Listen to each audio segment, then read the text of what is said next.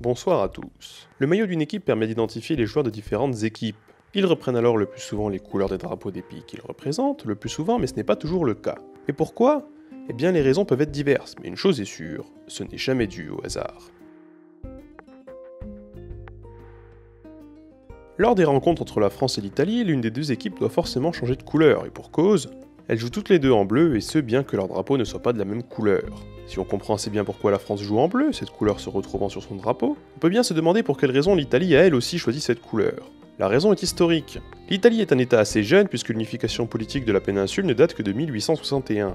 À l'issue de cette unification, qui porte le nom de Risorgimento, c'est Victor Emmanuel de la Maison de Savoie qui devient le chef d'État de la jeune et nouvelle Italie dont la couleur est le bleu. A l'origine, l'Italie joue en blanc, mais pour le troisième match de l'équipe de football nationale, le 6 janvier 1911 contre la Hongrie, les Italiens doivent trouver une autre couleur et pour cause, les Hongrois jouent eux aussi en blanc. L'équipe italienne revêt alors les couleurs royales de celui qui est considéré comme le père de la patrie. Dès lors, les Italiens ne changeront plus de couleur, gardant le bleu de Victor Emmanuel de la Maison de Savoie. Au nord de l'Europe se trouve un autre pays dont les couleurs sont aussi tirées de la famille royale, les Pays-Bas. En effet, les Pays-Bas, dont le drapeau est rouge-blanc-bleu, jouent en orange. Cette couleur est historiquement liée aux Pays-Bas et à ses monarques. En effet, depuis leur totale indépendance en 1648 par le traité de Westphalie, c'est la famille d'Orange-Nassau qui est à la tête des Pays-Bas, autrefois appelées les Provinces-Unies. C'est cette dernière, avec Guillaume d'Orange-Nassau, qui mena la révolte contre les Espagnols au XVIe siècle sous le drapeau tricolore, à l'époque le rouge étant en réalité un orange.